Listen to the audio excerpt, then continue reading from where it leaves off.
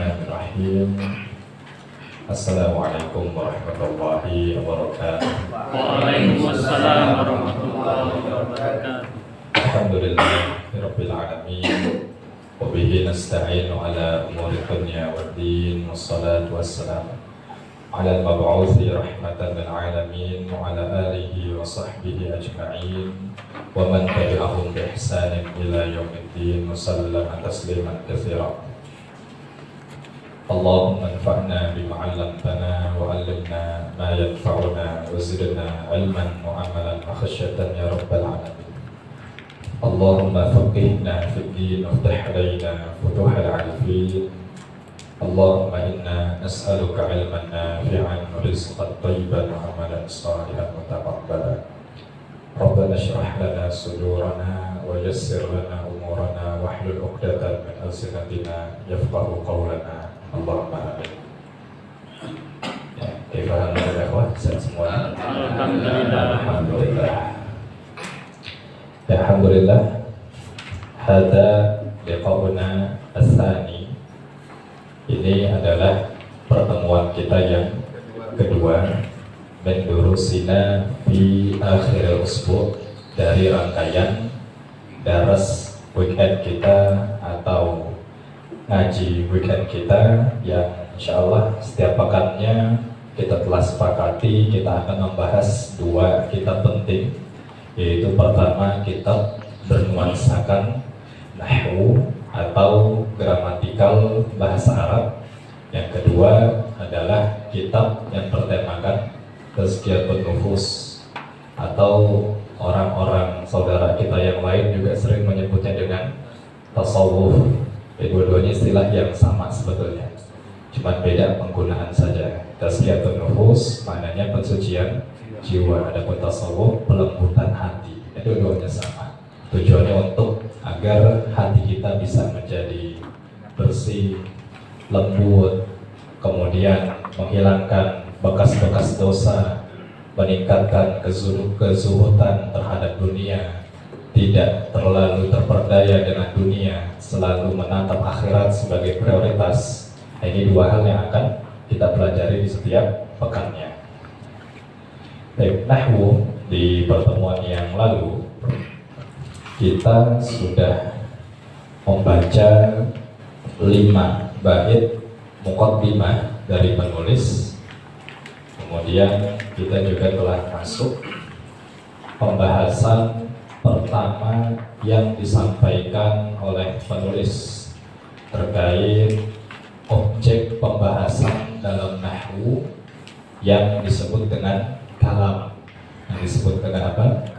Kalam. Ya, seperti biasa kita awali dulu pertemuan kita dengan membaca matan bersama-sama. Kemudian baru setelah itu kita akan mengulas yang telah kita pelajari, serta kita melanjutkan fawaid, faidah-faidah yang belum kita bahas.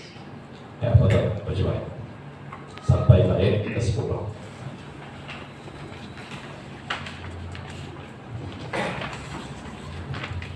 Bismillah, qala an-nabi rahimahullah ta'ala wa nafa'ana bihi wa bi'ulumihi fid dharain. Allahumma ighfir lana wa li walidayna wa li mashayikhina wa li sa'iril muslimina amin. Ahsanallahu ilaikum. Bismillahirrahmanirrahim. Bismillahirrahmanirrahim. Qala banu Ubba wasmuhu Muhammadun. Qala ibnu Ubba wasmuhu Muhammadun. Allah fi kullil umuri ahmadu. Allah fi kulli umuri ahmadu. Musalliyan ala rasulil muntaqa. Musalliyan ala rasulil muntaqa. Wa alihi wa sahbihi dhawit tuqa. Wa alihi wa sahbihi dhawit tuqa. Wa ba'du fal qasdu bidal mandumi. Wa ba'du fal qasdu bidal mandumi.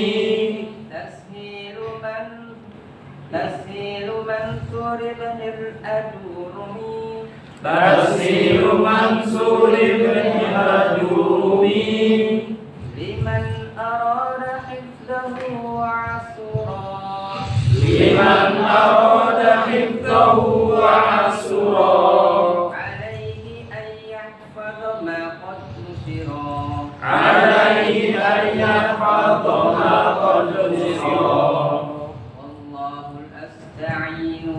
والله أستعين في كل عمل والله أستعين في كل عمل إليه قصدي وعليه المتكل إليه قصدي وعليه المتكل إن الكلام عندنا فلتستمع إن الكلام عندنا فلتستمع لفظ مركب مفيد قد هدي لفظ مركب مفيد قد هدي أقسامه التي عليها يبنى أقسامه التي عليها يبنى اسم وفعل ثم حرف معنى اسم وفعل ثم حرف معنى فالاسم بالخفض وبالتنوين أو فالاسم بالخفض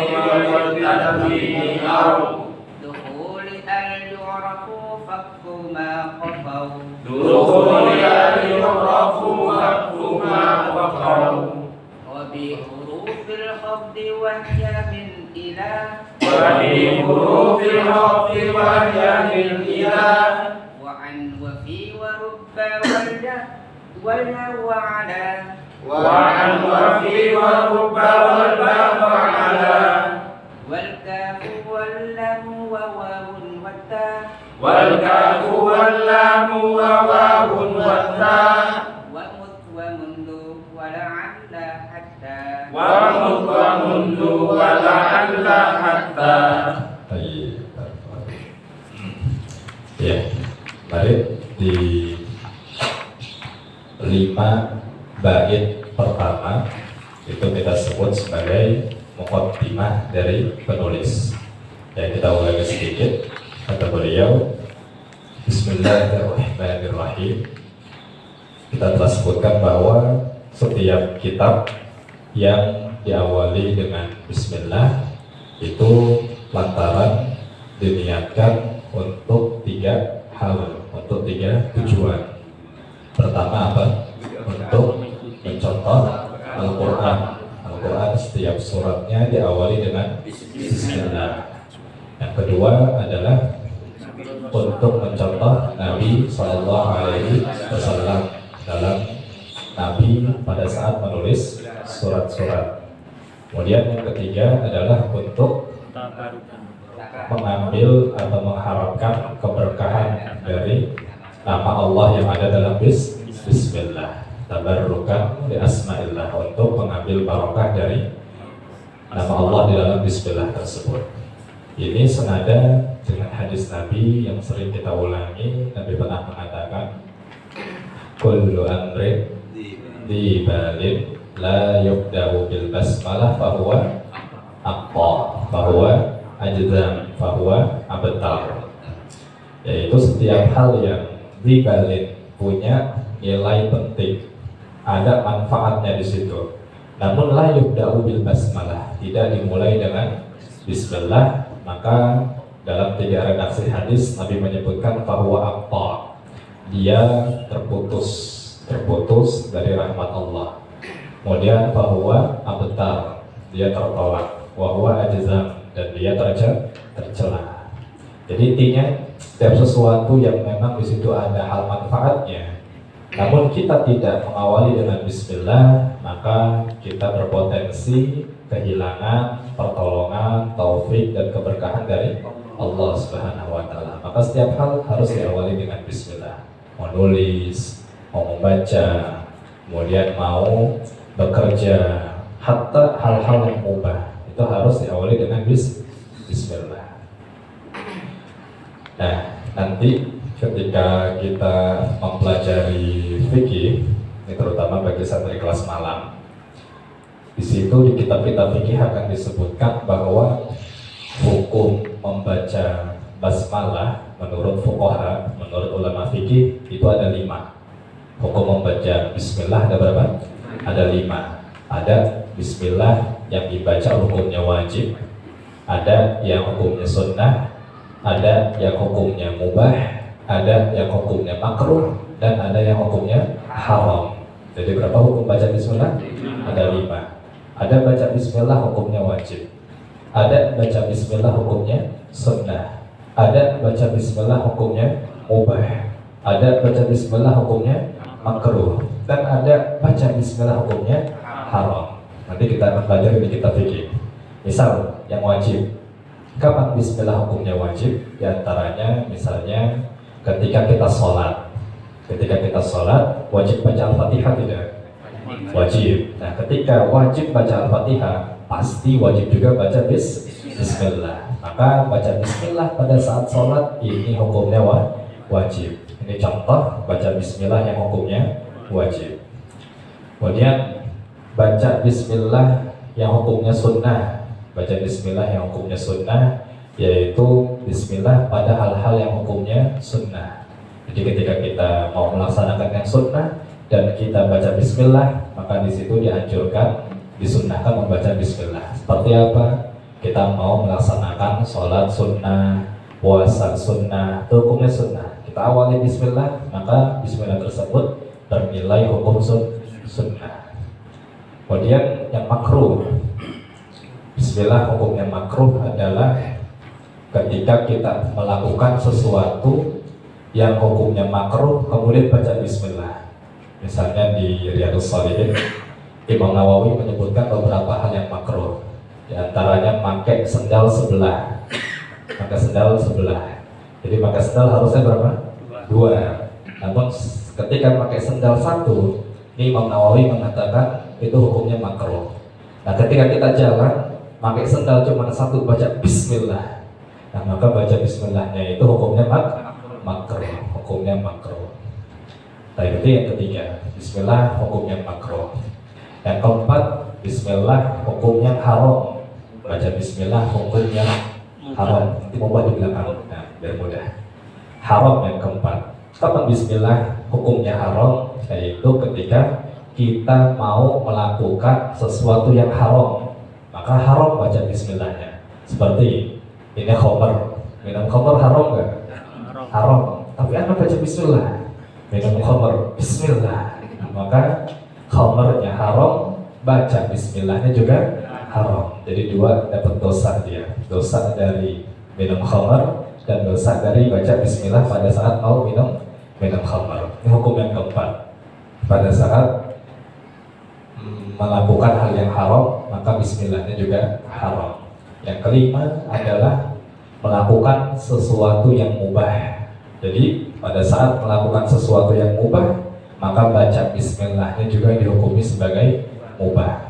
Di antaranya para ulama menyebutkan pada saat seperti kita mau pindahkan benda, memindahkan barang. Ini benda di sini, Anda mau pindahkan ke depan. Ini pindahin barang hukumnya wajib, sunnah, makruh, mubah atau haram? Mubah, boleh-boleh aja, terserah.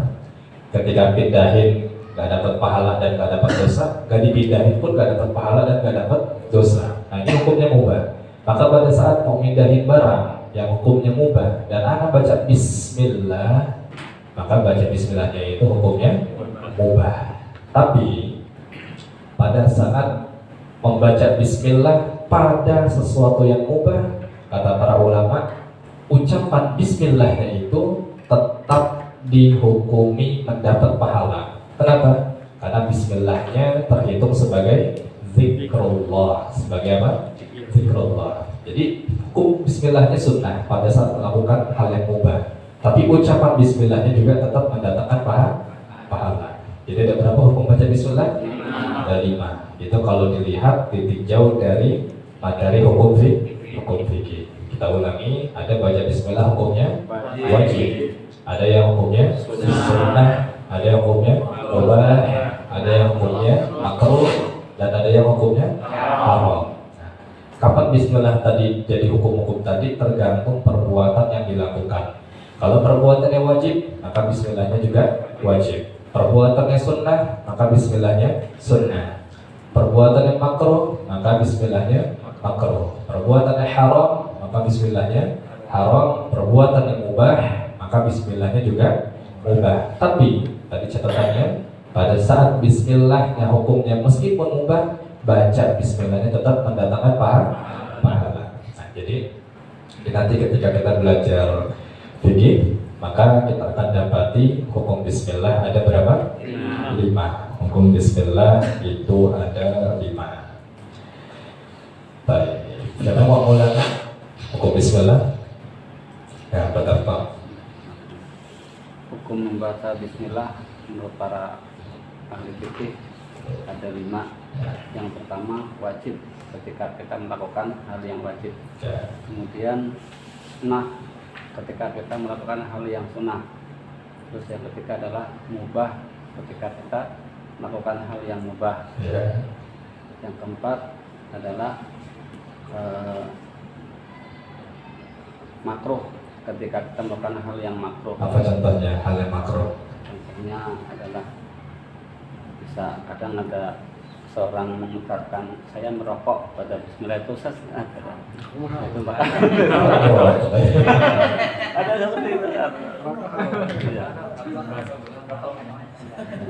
Yang kelima adalah terlarang ketika melakukan hal yang haram, maka dia membaca bismillah, maka dua-duanya bernilai haram. Iya. Kalau tadi contoh yang makruh kita berikan apa? Maka sebelah. Atau contoh makruh lain, Imam Nawawi menyebutkan ucapan doa Allahumma ghfirli in syi'ta. Allahumma ghfirli in syi'ta. Apa artinya? Ya Allah, ampunilah aku jika Engkau menghendaki. Jika Engkau menghendaki. Ini orang pelin-pelan, kata Imam Nawawi. Dia minta ampunan, tapi kalau Allah berkehendak, nah maka ini hukumnya makruh, nggak boleh. Ya sudah, kalau kita butuh ampunan, langsung saja katakan Allahumma ghfirli, ya Allah ampuni saya. Gak usah pakai embel-embel in syi'ta, jika Engkau menghendaki. Nah, jadi kalau saat perilakunya makruh, maka baca bismillahnya hukumnya makruh. Ya, balik lagi ke kitab. Tadi beliau mengawali Bismillahirrahmanirrahim. Kemudian bait pertama kita ulangi lagi. Beliau mengatakan qala ibnu Uqbah wasmuhu Muhammadu. Qala ibnu Uqbah wasmuhu Muhammadu. Berkata Al-Allamah Ibnu Uqbah. Namanya siapa? Wasmuhu Muhammadu. Namanya adalah Muhammad. Namanya adalah Muhammad. Dan beliau juga terkadang dikenal sebagai Allamah Asyid-Kaiti. Asyid-Kaiti yaitu berasal dari Mauritania, dari Syidkait. Tempat Syidkait itu sekarang di negara Mauritania. Kemudian kata beliau, Allah fi kullil umuri ahmadu. Ahmadu, saya memuji Allah, saya memuji Allah fi kullil umuri, di setiap urusan. Saya memuji Allah pada setiap urusan. Nah, ini muqaddimah pertama, yaitu ucapan hamdalah. Hamdalah sebagai sesuatu utama yang harus kita baca pada saat ingin memberikan muqaddimah. Kemudian bait kedua, musalliyan 'ala rasulil muntaqa. Musalliyan, dan juga bersalawat 'ala rasul, kepada Rasul al-muntaqa. Mana muntaqa kemarin? Mukhtar atau Mustafa. Mukhtar atau Mustafa. Apa makna Mukhtar? Terpilih. Mustafa juga sama, terpilih. Jadi semoga salawat tercurahkan kepada sosok Rasul yang terpilih. Maksudnya Rasulullah Sallallahu Alaihi Wasallam. Kemudian wa alihi wa sahbihi dawit tuqa, dan juga kepada keluarganya, sahbihi, sahabatnya, dawit tuqa, dan para mereka yang memiliki ketakwaan. Zawi maknanya apa kemarin? Ashab. Ashab para pemilik at-tuqa atau maknanya takwa. At-tuqa maknanya at-taqwa. Ya, semoga salawat tercurahkan kepada sosok Rasul yang terpilih, pada keluarganya, para sahabatnya, para pemilik ketakwaan. Baik, dari ketiga beliau katakan wa ba'du, dan berikutnya, adapun selanjutnya. Wa ba'du disebut apa kemarin? Faslul khitab, pemisah antara muqaddimah dengan topik atau isi yang ingin dibahas. Jadi disebut dengan faslul khitab, pemisah antara muqaddimah dengan apa? Isi atau topik yang ingin dibahas. Wa ba'du, bisa amma ba'du, bisa wa ba'du. Nah, apa kata beliau berikutnya setelah faslul khitab? Fal qasdu bidal manzumi. Fal qasdu ay an-niyah. Apa makna qasdu? Niat, tujuan. Fal qasdu atau maksud, niat, bida. Apa makna bida? Bihada. Ya, bida maknanya bihada. Maksud dari manzum atau maknanya adalah nazam. Manzum maknanya apa? Nazam. Maka tujuan dari nazam ini, tujuan ditulis dari nazam ini adalah tashilu mansur ibni Ajurrumi, yaitu tashil. Apa tashil? Untuk memudahkan, Mansur. Apa makna Mansur? Nasr. Ya, untuk memudahkan Nasr ibni Ajurrumi, yaitu Nasr al-Ajurrumiyah. Nah, di sini beliau sebutkan dua istilah penting, yaitu manzum dan juga mansur. Manzum dan juga mansur, atau kemarin kita sebut dengan nazam dan juga nasr.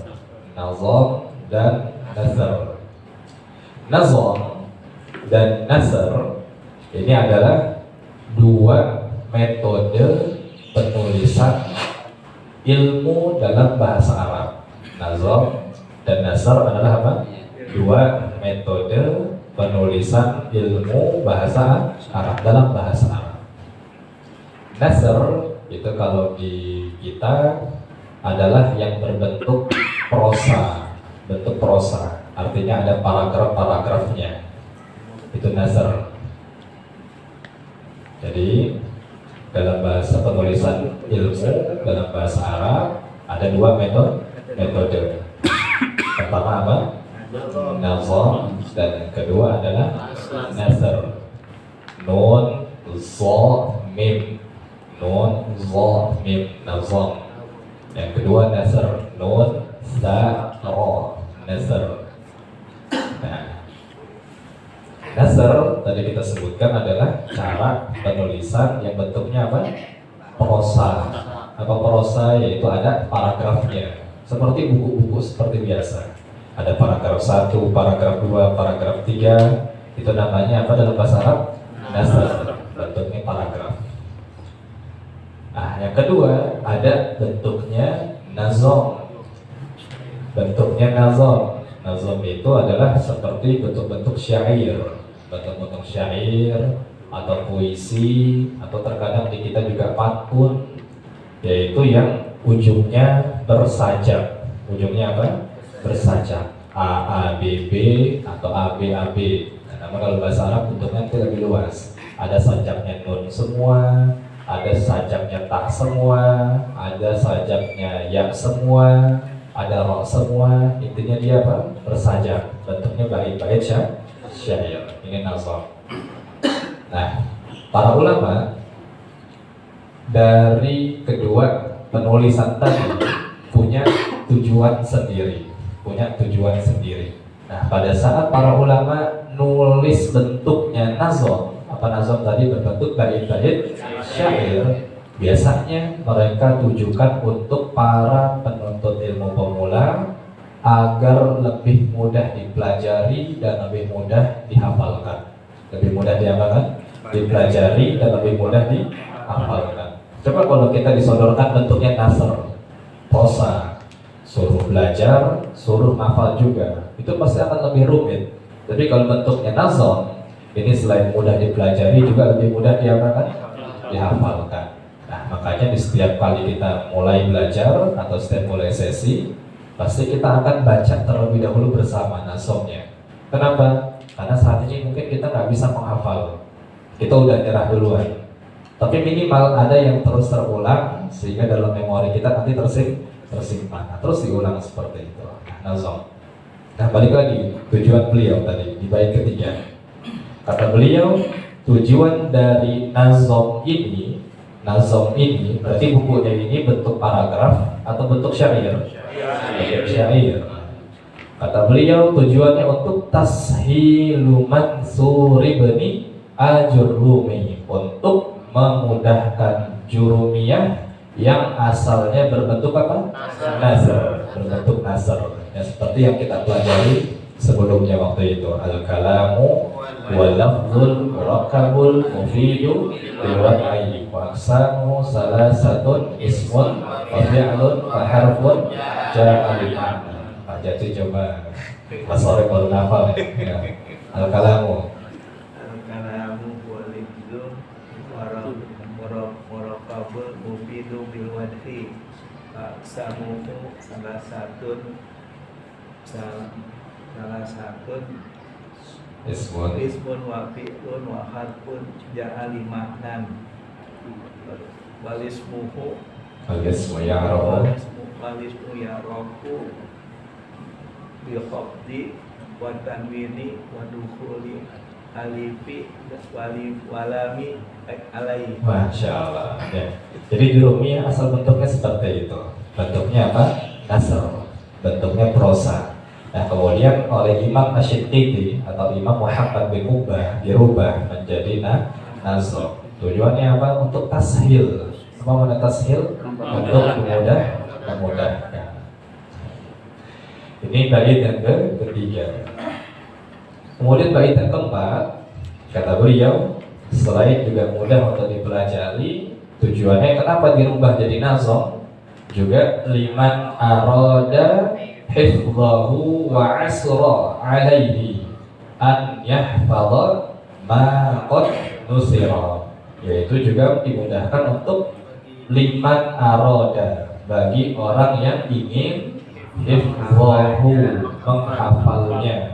menghafalnya, namun wa asra alaihi, namun dia kesulitan dari menghafal tersebut, dia kesulitan namun mau menghafal. Nah, maka beliau rubah menjadi nazm. Kemudian an yahfadha ma qad nusira, yaitu yang mau menghafal dalam bentuk nasr. Jadi jika mau menghafal bentuk nasr kesulitan, kata beliau, ini ada opsi lain. Silakan bisa menghafal bentuk nazm.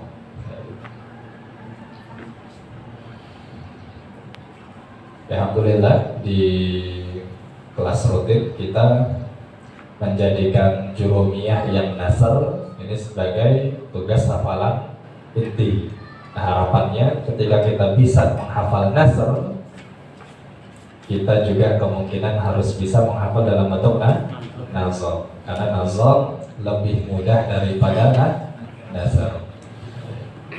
Kemudian terakhir bait pembukaan muqaddimah yang beliau sampaikan, wallaha asta'inu fi kulli amal, dan kepada Allah lah asta'inu, saya memohon, fi kulli amal, di setiap perbuatan, dan hanya kepada Allah lah asta'inu, saya mohon, fi kulli amal, pertolongan di setiap perbuatan, ilaihi qasdi, ilaihi qasdi wa alaihil muttaqal.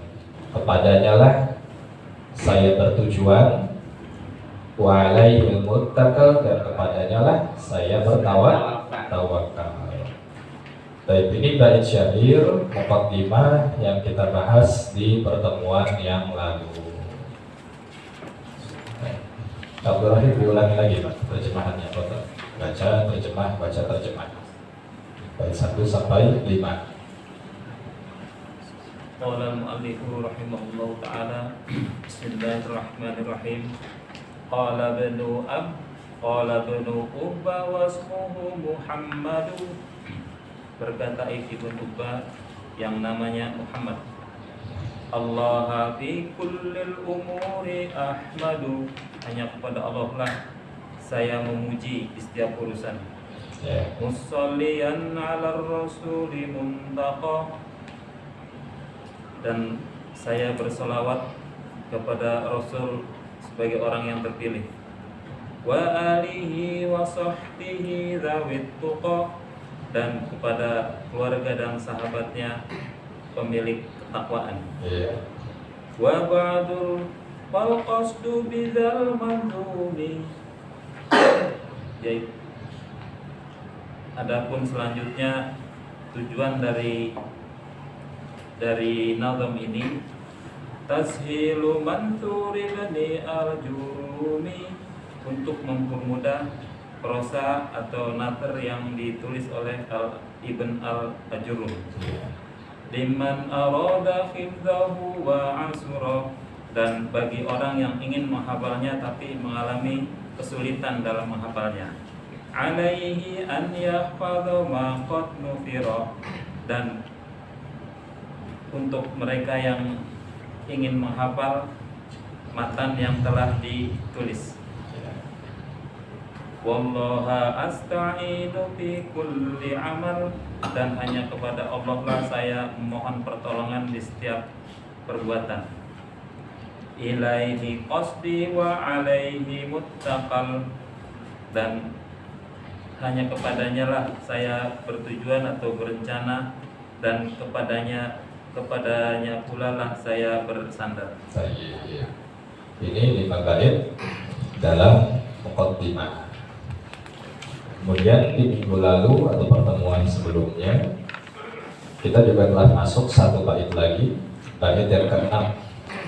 Kata beliau, innal kalama indana faltastami' lafzun murakkabun mufidun qad wudi'a.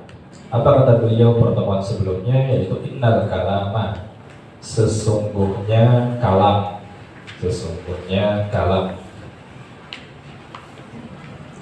Jadi kalau kita belajar nahwu, pasti pertama kali yang akan diperkenalkan adalah sesuatu yang disebut dengan kalam. Apa itu kalam? Kalam itu adalah objek pembahasan nahwu, objek yang nanti akan dihukumi dalam nahwu. Nah, maka kalimat bisa dihukumi sebagai kalam, dia harus memenuhi beberapa kriteria. Nah, kriterianya akan beliau sebutkan. Apa kata beliau kriteria dari kalam? Innal kalama, sesungguhnya kalam, indana, menurut kami. Nah, di sini nahnu ini siapa? Nah, nanya ini siapa? Kami? Siapa? Nahwiyun. Ya, nahwiyun, para nahwu, para ahli nahwu. Menurut para ahli nahwu, faltastami', maka simaklah. Faltastami', maka simaklah. Disebutkan ada 4 kriteria. Lafzun murakkabun mufidun qad wudi'a. Pertama adalah lafaz. Nanti kita jelaskan lagi. Yang kedua adalah murakkab. Yang ketiga adalah mufid. Yang ketiga adalah mufid. Yang keempat adalah qad wudi', atau di jurumiyah yang nasr bil wad'i. Jadi ada lafaz, kemudian murakkab, kemudian mufid, dan juga bil wad'i. Kemarin 4 kriteria ini sudah kita bahas satu di awal, yaitu lafzun. Apa definisi lafaz kemarin? Sautun mustamilun ala ba'dil hurufil hijaiyah. Sautun mustamilun ala ba'dil hurufil hijaiyah. Apa lafaz? Yaitu suara yang mustamilun. Afwan, kemarin sautun kharijun. Kharijun minal fami. Kharijun minal fami. Kemudian mustamilun ala ba'dil hurufil hijaiyah, yaitu suara yang keluar dari mana? Dari mulut, dari lisan. Itu syarat pertama, sesuatu bisa disebut sebagai lafaz, yaitu suara keluar dari mulut manusia. Kalau suaranya keluar dari burung beo, bisa disebut sebagai kalam bukan? Misalnya beo ngomong innal kalama indana faltastami, burung beonya belajar nahu misalnya. Nah, maka disebut kalam bukan tuh ucapan yang keluar dari beo? Ya, karena yang dihukumi kalam adalah suara yang keluar dari mulut manusia. Itu pertama. Kemudian mustamilun ala ba'dil hurufil hijaiyah, dan mustamil yaitu isinya mencakup sebagian huruf-huruf hijaiyah. Jadi kalimat yang keluar adalah kalimat-kalimat yang berbahasa Arab. Kalau ada orang ngomong isi kalimatnya adalah huruf-huruf Latin, misalnya saya ngantuk ketika kajian. Saya ngantuk ketika kajian. Ini hurufnya hijaiyah atau huruf Latin? Latin. Maka kalam bukan ini? Bukan. Kenapa? Karena isi kalimatnya bukan huruf-huruf hijaiyah. Jadi kriteria pertama harus lafaz. Dan lafaz tadi ketentuannya ada 2. Pertama, suara yang keluar dari mulut manusia. Yang kedua, isinya adalah huruf-huruf hijaiyah. Kalau isyarat, misalnya isyarat, Pak Darto udah makan belum? Pak Darto ngangguk begini. Nah, ini suara atau bukan? Bukan, ini isyarat. Nah, ini disebut lafaz atau bukan? Bukan. Nah, maka anggukan nanti nggak bisa disebut sebagai kalam. Tulisan dalam masjid, dilarang tidur di masjid misalnya. Ada tulisan di masjid, dilarang tidur di masjid. Itu disebut sebagai kalam bukan? Bukan. Kenapa? Ini bentuknya tulisan, bukan suara yang keluar dari mulut manusia. Baik, ini yang kita bahas di pertemuan yang lalu, yaitu kriteria kalam. Yang pertama adalah berbentuk lafaz. Ya, kita break dulu sebentar. Nanti setelah istirahat sebentar aja, nanti kita lanjut 3 kriteria selanjutnya, yaitu murakkab, kemudian mufid, kemudian qat'udhi atau bilwat. Nanti kita istirahat lagi sebelum maghrib insyaallah. Jadi sekarang untuk wudhu saja, untuk sekedar merefresh saja. Wassallallahu wasallam ala nabiyina Muhammadin wa ala alihi wa sahbihi ajma'in. Wa akhiru da'wana alhamdulillahi rabbil alamin.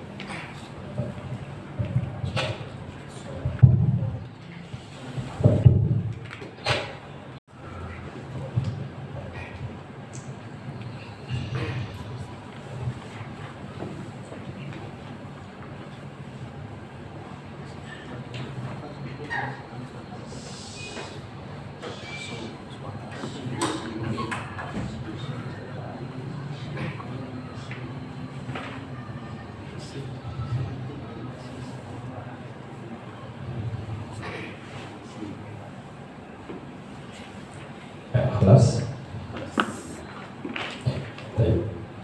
Bismillah walhamdulillah. Wassalatu wassalamu ala rasulillah wa ala alihi wa sahbihi wa mawalah. La hawla wa la quwwata illa billah. Rabbana shrah lana sudurana wa yassir lana umurana wahlul 'uqdatam min alsinatina yafqahu qawlana. Allahumma ighfir lana wa liwalidina wa limasyayikhina wa lisairil muslimina Allahumma amin. Ya, tadi kita telah sebutkan bahwa metode penulisan dalam bahasa Arab itu ada berapa? Dua metode penulisan, bukan kalam. Metode penulisan dalam bahasa Arab ada dua. Ada bentuknya nasr dan ada bentuknya nasr. Nasr berbentuk prosa, ada paragraf-paragrafnya. Adapun nazm ini bentuknya bait-bait syair. Nah, dalam bahasa Arab sesuatu yang disebut nazm itu mesti ada aturan ketukannya, ada aturan-aturan ketukannya. Gak bisa sembarangan bikin nazm, gak bisa sembarangan bikin kalimat. Ada peraturannya, ada ketukannya. Nah, ketukan-ketukan itu waktu kemarin kita telah sebutkan itu disebut sebagai bahar. Disebut sebagai apa? Bahar. Bahar itu adalah ketukan untuk menentukan bait-bait syair. Nah, bahar atau jenis ketukan yang digunakan di nazm yang kita pelajari, yaitu nazm al-ajrumiyah ini adalah dengan bahar apa kemarin? Bahar rojas. Bahar rojas. Bahar rojas ini singkat, mudah dilafalkan, sehingga banyak matan-matan atau nazm-nazm ini menggunakan nazm atau bahar rojas. Apa misalnya? Seperti Tuhfatul Atfal, baharnya rojas. Kemudian Jazariyah itu baharnya rojas. Alfiyah Ibnu Malik juga baharnya rojas. Sehingga kalau antum mau menggunakan nada yang sama seperti sekarang kita gunakan, mau dipakai di Tuhfatul Atfal, mau dipakai di Jazariyah, mau dipakai ke Alfiyah, itu bakalan nyambung. Kenapa? Karena baharnya sama. Tapi kalau Al-Ilbiri itu kemarin baharnya sama atau beda? Beda ya.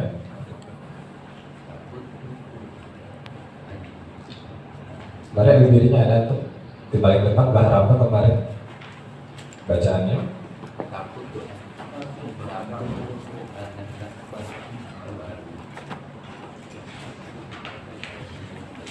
Kemarin baharnya dia bahar wafir. Itu di sampul paling depan, paling bawah itu ada tulisan baharnya wafir. Nah, sehingga kalau kita mau menggunakan intonasi atau nada yang kita pakai di jurumiyah ini atau dipakai di Tuhfatul Atfal ke Al-Ilbiri, ini gak bakalan nyambung. Kenapa? Karena dia berbeda bahar. Jadi ada baharnya. Apa bahar tadi? Nah, mempelajari matan ini faedah penting untuk ketahui. Mempelajari matan ada 3 hal yang harus menjadi fokus antum di situ. Mempelajari matan harus ada 3 hal yang antum fokuskan di situ. Pertama adalah lafzun yuhfaz. Lafzun yuhfaz. Apa lafzun yuhfaz? Yaitu lafaz yang harus dihafal.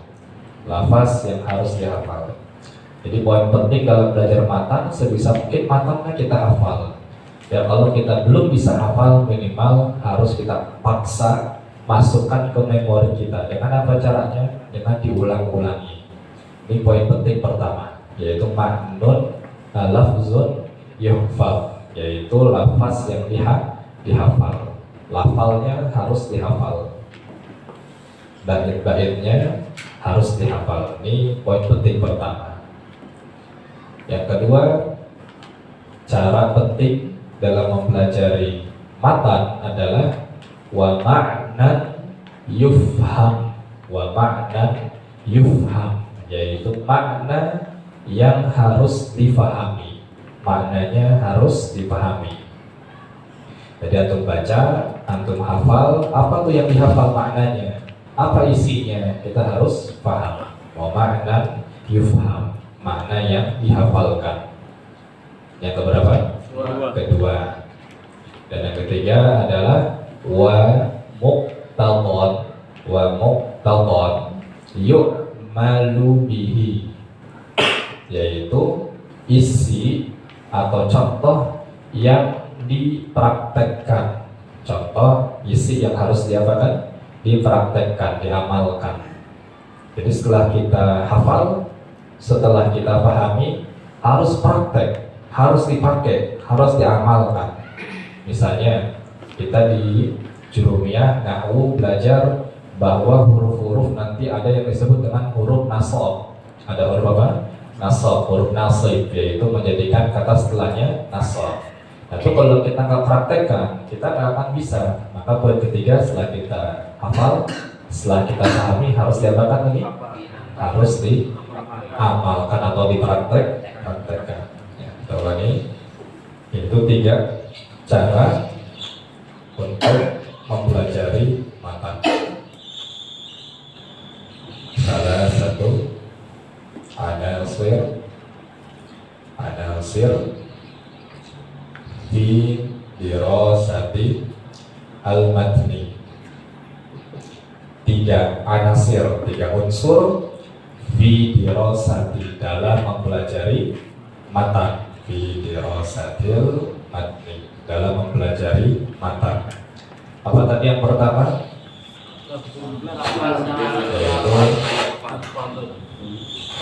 Yaitu ininya apa Pak ya?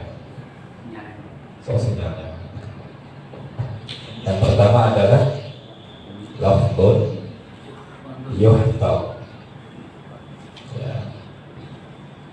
Lafzun yuhtab, yaitu lafaznya, lafalnya, kalimatnya yang harus dihafal. Ini poin penting pertama, dihafal. Kalau kita nggak bisa hafal, maka opsi kedua harus dipaksa agar selalu bisa terngiang-ngiang di kita. Bagaimana agar bisa terngiang-ngiang? Ya terus diulang.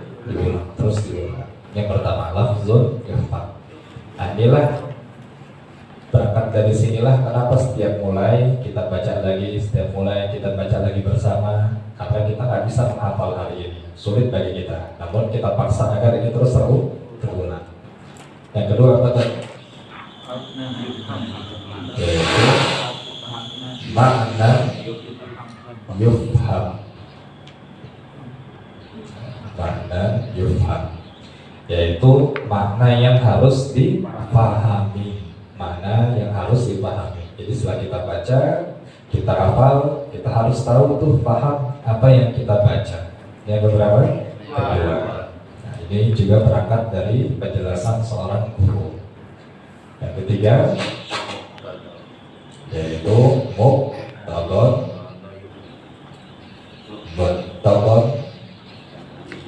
yu'malu bihi. Yu'malu bihi. Apa mana muqtadon? Isinya atau amsilahnya, contoh-contohnya. Yu'malu, harus diamalkan, dipraktekkan. Jadi setelah dihafal, kemudian dipahami, kemudian harus praktek isinya, harus diamalkan. Jadi muqtadon yu'malu bihi. Apa mana muqtadon? Isi atau contoh. Yu'mal, harus diamalkan. Nah, 3 ini harus selalu jadi fokus antum ketika belajar matan. Kalimatnya harus dipaksa dihafal. Kalau nggak bisa ngafal, ya udah dengerin aja terus, ulangi. Atau antum baca saja terus ulang-ulang. Kemudian setelah kalimatnya terngiang-ngiang, syukur-syukur bisa dihafal, yaitu harus makna yufham, yaitu maknanya harus dipahami. Harus berusaha paham apa yang kita hafalkan, paham apa yang kita baca. Yang ketiga adalah wa muqtadon yu'malu bihi, yaitu isinya, contohnya harus bisa diamalkan atau dipraktekkan. Misalnya nanti di Jurumiyah ada huruf qasam atau huruf sumpah. Apa saja huruf sumpah? Kalau di Jurumiyah al-wawu wal ba'u wa ta'u. Cuma 3 dia, wa, ba, dan ta. Atau biar mudah, Betawi. Huruf qasam ada berapa? 3. Betawi, ba, ta, wa. Nah, qasam nanti nanti huruf setelahnya itu harus majrur, harus kasrah. Nah ini nggak bisa dipahami kecuali kita praktekkan. Wallahi, tallahi, billahi. Nah 3 ini harus selalu kita jadikan fokus dalam apa? Mempelajari mata. Mempelajari mata.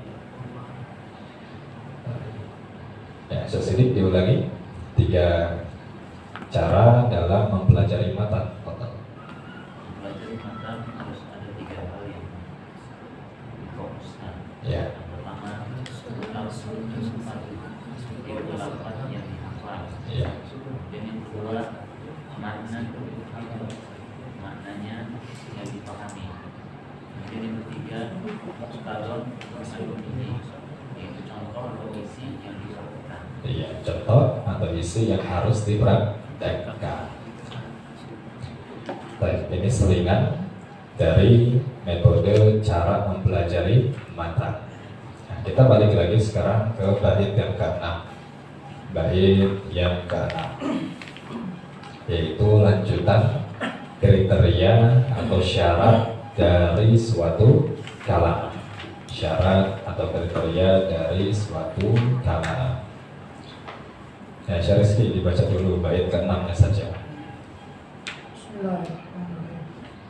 Innal kalama indana fal tastami lafdun murakkabun mufidun qad mudi. Baik, artinya Sesungguhnya kalam menurut kami siapa sebagai kami?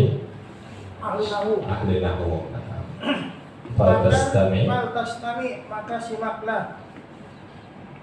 Lafdun murakkabun mufidun qad mudi, yaitu berbentuk lafaz tersusun berfaedah sesuai dengan peletakannya. Baik. Ya, tadi sudah kita bahas yang pertama adalah lafzun, berbentuk lafaz atau kalimat. Sempurnanya adalah lafaz yang keluar dari mulut manusia, kharijun minal fami, keluar dari mulut manusia. Kemudian yang kedua, mustamilun ala ba'dil hurufil hijaiyah, isinya mencakup rangkaian sebagian huruf-huruf hijaiyah. Artinya kalau dia keluar dari mulut burung beo itu bukan kalam karena tidak memenuhi kriteria lafaz. Kalau bentuknya tulisan, dia tidak disebut sebagai kalam karena tidak berupa ucapan. Kemudian kalau bentuknya isyarat kayak ngangguk-ngangguk, geleng-geleng, maka itu juga tidak bisa disebut kalam karena bukan lafzun. Terus ketika dia keluar dari mulut namun ucapannya bukan hijaiyah, hurufnya bukan hijaiyah, maka juga bukan kalam karena tidak termasuk dengan lafaz. Dan kita masuk sekarang yang kedua, murakkabun. Syarat kriteria yang kedua adalah murakkabun. Apa murakkabun maknanya? Yaitu tersusun. Murakkabun maknanya tersusun. Apa tersusun? Yaitu sebuah kalimat dalam bahasa Arab agar bisa disebut sebagai kalam, susunannya harus terdiri dari minimal 2 kata. Harus berapa? Minimal 2 kata. Dia bisa disebut sebagai kalam. Tapi kalau cuma satu kata, maka tidak bisa disebut sebagai kalam. Kenapa nggak bisa? Karena kalimatnya itu tidak murakkabun, tidak murakkabun. Seperti contohnya Ja'a Zaidun. Apa makna Ja'a Zaidun? Zaid telah datang. Ini berapa nih kalimatnya? 2. Satu Ja'a, kedua Zaidun.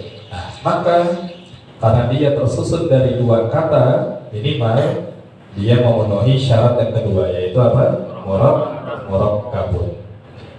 Nah, kalau dia murakkab berarti dia sah disebut sebagai kalam. Murakkabun. Contoh lain misalnya Jalasa Muhammadun. Ini kalam bukan? Kalam. Kenapa kalam? Karena terpenuhi syarat kedua, yaitu apa? Murakkabun, tersusun dari minimal dua kata. Tapi kalau seandainya ana hanya katakan Muhammadun toksi itu, ini kalam bukan? Kalam bukan. Kenapa bukan kalam? Karena tidak tersusun dari dua kata, melainkan hanya berapa? Satu kata. Di sebuah kalimat dia bisa dihukumi sebagai kalam kalau kalimatnya itu tersusun minimal dari dua kata, minimal dua kata. Kalau lebih kalam bukan? Kalau lebih, misalnya nama Ahmadu fil masjidi, misalnya apa mana nama Ahmadu fil masjidi? Ahmad tidur di masjid. Itu kalam bukan? Kalam. Kenapa? Karena lebih dari dua kata. Nama turu satu, Ahmadu Ahmad dua, fi di masjid tiga, empat. Nah, maka empat kata ini bisa disebut sebagai kalam. Jadi minimal tersusun dari berapa? Dua kata. Atau kalimat Arabnya adalah murakkabun min kalimataini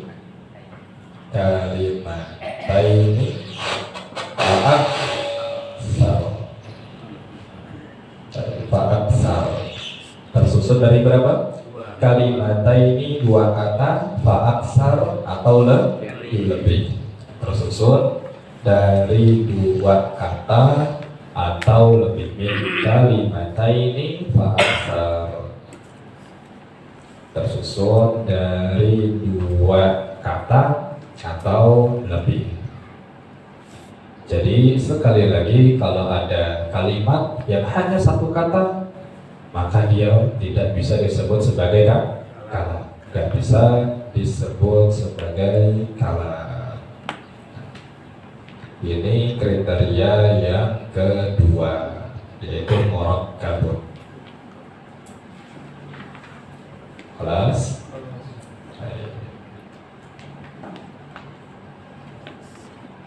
Pak Romi, diulangi syarat kedua. Syarat kedua dari kalam yaitu murakkabun. Murakkabun itu harus terdiri dari tersusun minimal dua kata.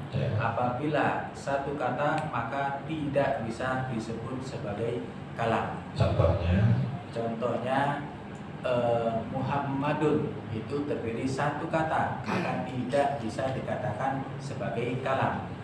Contoh lagi yaitu yang sebagai kalam terdiri dua kata, Ja'a Zaidun, bermakna Zaidun telah datang. Maka itu terdiri dari dua kata, maka bisa disebut sebagai kalam. Kalau lebih boleh tidak? Kalau lebih sangat boleh sekali. Sangat boleh sekali. Jadi yang penting minimal gak kurang dari dua. Kalau lebih sangat boleh sekali. Ini kriteria syarat yang kedua, yaitu murakkabun. Kita lanjut sekarang syarat yang ketiga. Sebuah kata bisa disebut sebagai kalam, yaitu mufidun. Yang ketiga adalah mufidun.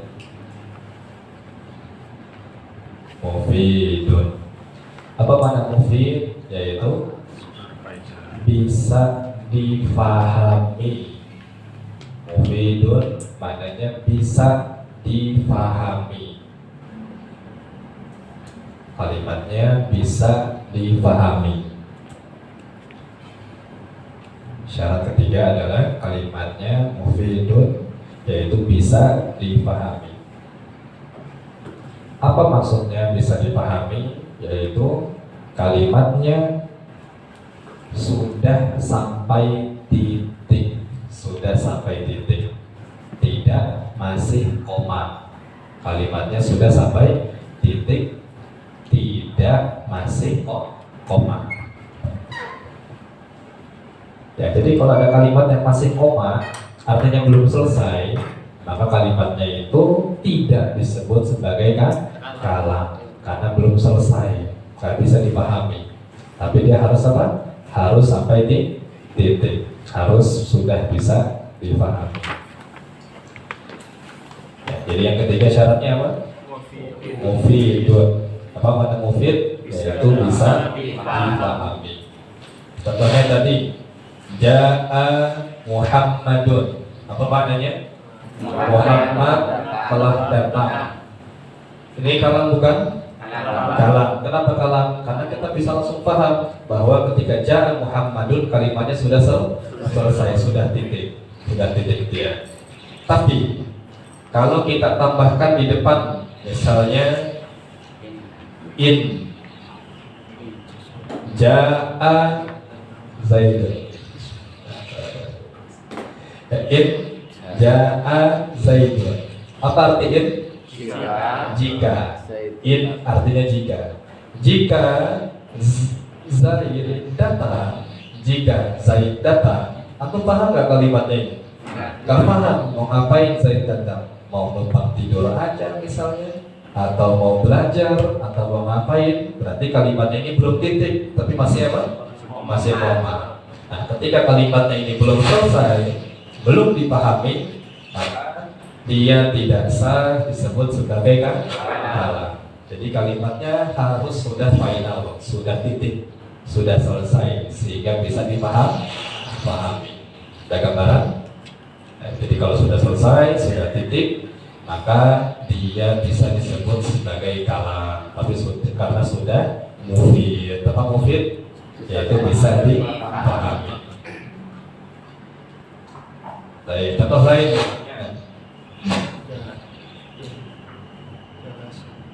Jalasa at-talibu alal kursi. Alal kursi. Apa makna jalasa at-talibu alal kursi? Murid itu telah duduk di atas kursi. Murid itu telah duduk di atas kursi. Kalimat jalasa at-talibu alal kursi ini kalam bukan? Kalam. Satu, karena dia lafaz keluar dari mulut manusia, isinya huruf hijaiyah. Yang kedua, karena dia murakkab, yaitu minimal 2 atau lebih. Yang ketiga, dia mufid tidak? Mufid, karena bisa dipahami, yaitu ada murid telah duduk di atas kursi. Tapi kalau kalimat kursinya kita hapus, jalasat talibu ala, apa maknanya?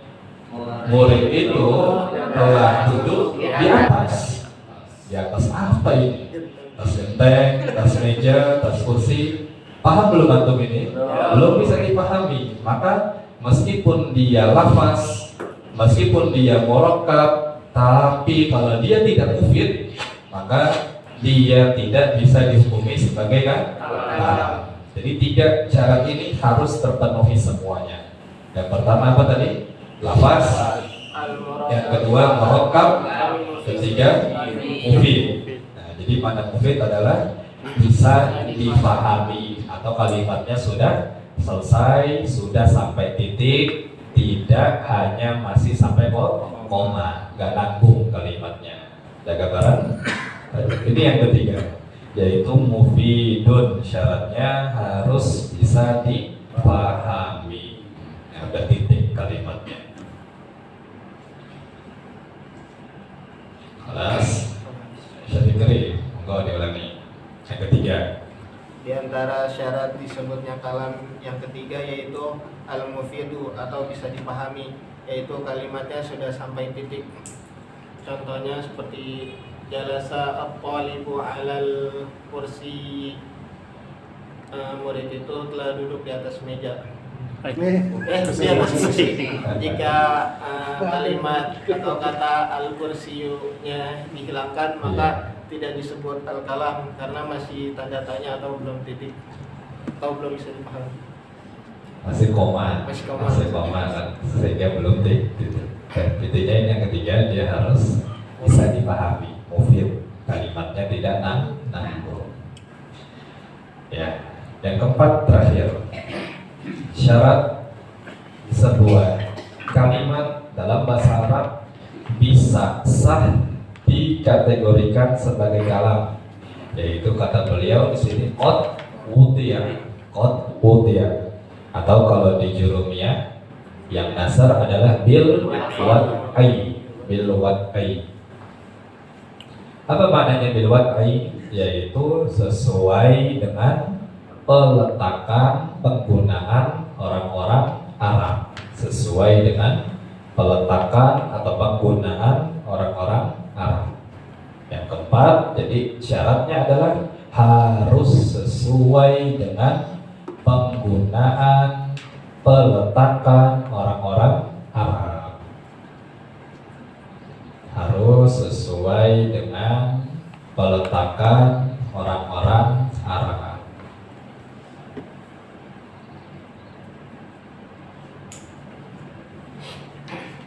Kelas. Jadi yang ketiga, yang keempat adalah bil wad'i. Apa makna bil wad'i? Harus sesuai peletakan atau penggunaan orang-orang Arab. Ya, jadi gini, kalimat yang diucapkan kemudian yang tersusun lebih dari dua dan kalimat yang sudah sempurna harus sesuai dengan penggunaan orang-orang Arab. Kalau seandainya dia kalimatnya bahasa Arab, kemudian lebih dari dua kata, kemudian bisa dipahami, namun bukan sesuai peletakan orang Arab, maka dia bukan kalam. Apa misalnya yang dia lafaz, kemudian murakkab, kemudian mufid, namun tidak disebut sebagai kalam. Misalnya, iya, haya kitun. Apa mana haya? Malu. Haya malu. Kitun kucing. Untuk ngomong gitu, haya kitun, malu kucing. Satu, haya kitun kalimat bukan? Kalimat keluar dari mulut kita. Hurufnya hijaiyah bukan? Hijaiyah. Terus susunannya lebih dari dua kata tidak? Lebih, ada tiga tuh, haya kitun. Kemudian yang ketiga, antum mufid nggak? Dipahami nggak sama antum itu? Antum paham nggak itu? Malu kucing, gitu. Tapi itu sesuai nggak peletakan orang Arab, penggunaan orang Arab? Enggak, orang Arab nggak pakai kalimat haya kitun. Maka kalimat haya kitun itu tidak dihukumi sebagai kalam, tidak dihukumi sebagai kalam. Kenapa? Karena orang Arab tidak menggunakan haya itu, nggak kenal, mereka nggak paham apa itu haya itu. Kitanya aja itu haya itu maknanya apa? Malu kucing. Contoh lain yang dia lafaz murakkab, mufid, tapi tidak bil wad'i, maka dia nggak kalam. Yaitu misalnya, iya, qalbun fit tariq. Qalbun fit tariq. Apa arti qalbun? Hati. Qalbun hati, fit tariq di jalan. Qalbun fit tariq ya. Hati di jalan ya misalnya. Nah ini lafaz bukan dia. Lafaz tidak qalbun fit tariq. Lafaz karena suara keluar dari mulut isinya huruf iya. Terus murakkab tidak? Murakkab dia dua kata atau lebih. Kemudian mufid tidak? Mufid antum paham kalimatnya itu. Tapi dia bil wad'i tidak?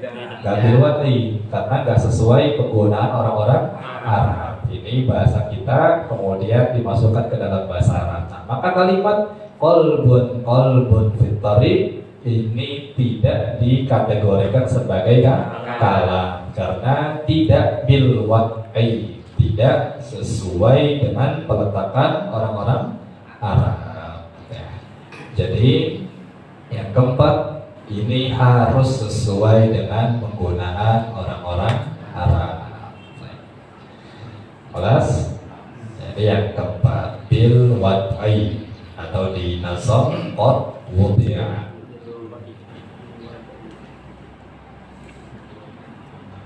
Ya, Pak Indra, mau diulangi syarat keempat.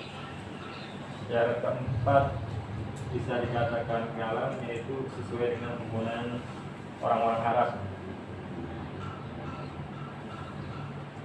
Contohnya yang tidak sesuai dengan penggunaan orang-orang Arab yaitu hayya kitun, malu-malu kucing. Ya. Atau contoh lain kolbun fit thoriq, hati-hati di jalan. Kenapa nggak bisa disebut sebagai kalam itu? Karena kalimat tersebut tidak sesuai dengan penggunaan orang-orang Arab. Iya, karena tidak bil wad'i. Meskipun sekali lagi dia lafzun, meskipun dia murakkabun, meskipun dia mufidun, tapi kalau nggak bil wad'i maka tidak dimasukkan ke dalam kalam. Jadi kesimpulannya nanti yang akan dibedah, yang akan dipelajari dalam nahwu hanya kalimat yang bisa dikategorikan sebagai kalam. Bagaimana kalam tadi? Apa kriterianya? 4. 1 lafzun, mufidun, murakkabun, mufidun, kemudian bil wad'i atau qad wudi'a, yaitu sesuai dengan peletakan orang-orang Arab. Ya, ada soal? Ada yang tanyakan sampai sini? Soal? Ada kok? Pak Fik? Ada? Pak Fikri? Pak Romi? Jika tidak ada, ya, kita simpulkan saja. Ada berapa syarat dari kalam? 4. Kalam itu syaratnya ada 4. Pertama adalah apa? Lafzun. Apa lafzun tadi? Sautun kharijun minal fami, kemudian mustamilun ala ba'dil hurufil hijaiyah, alal hijaiyah, yaitu suara yang kharijun, keluar, minal fami, dari mulut, mustamilun, isinya mencakup, ala ba'di, sebagian dari huruf hijaiyah.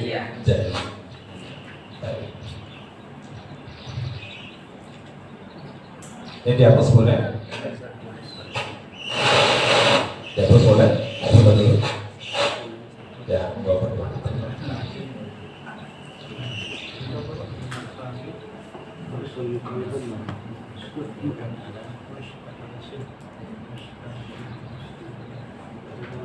Kelas?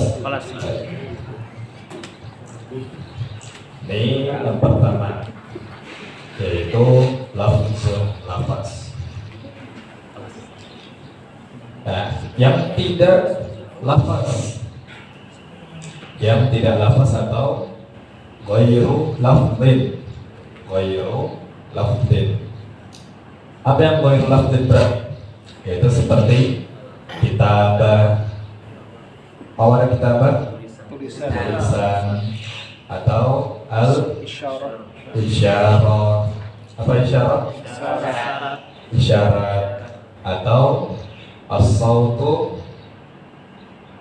al-khariju minal hayawan, misalnya minal hayawan, yaitu suara yang keluar dari hewan. Misal hewan tadi burung beo.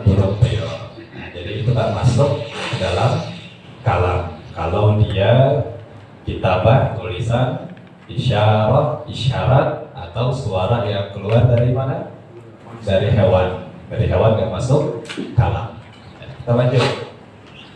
Yang kedua yaitu morok kabut. Morok kabut. Apa mana morok kabut tadi? Ya tarok kabu. Kemana ya tarok kabu? Tersusun min kalimat taini fa aksar, yaitu tersusun minimal dari 2 kata atau lebih. Maka yang tidak murakkab, maka yang ghairu murakkab adalah apa? Yang tersusun hanya dari satu kata, yaitu ya tarok kamu min kalimatin wahidatin. Kalau dia tersusun cuma satu kata, maka dia tidak kalam. Kenapa? Karena dia tidak murakkab. Karena dia tidak murakkab. Wahidatin. Kelas pada apa? Yang keberapa sekarang? 3. Apa yang ketiga? Mufidun.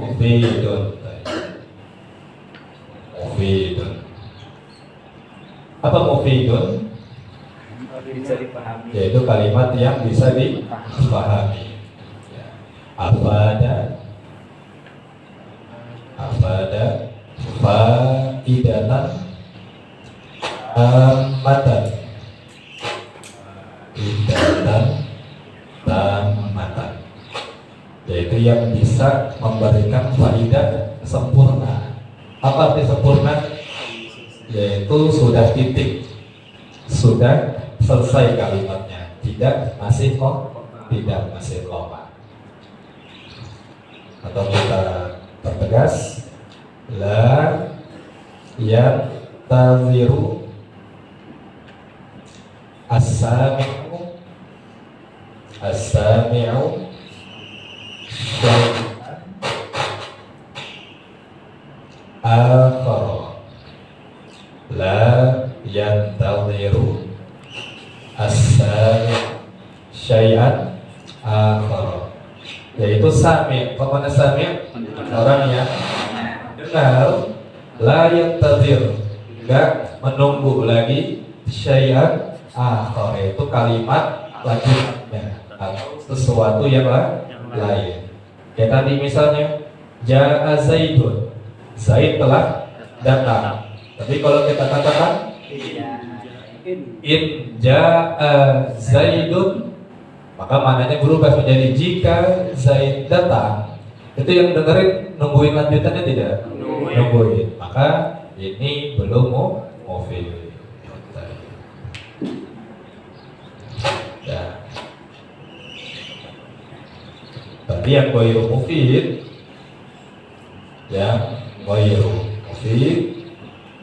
adalah kalimat yang ma afada faidatan tamatan. Ma afada faidatan tamatan. Apa makna ma di situ? Apa makna ma? Ya, ma di situ maknanya la. Itu kalimat yang tidak atau belum memberikan faidah yang sempurna. Jadi kalau belum bisa dipahami, maka dia tidak mufid, tidak mufid. Masih kuat ya, Mas? Satu lagi? Satu lagi ya.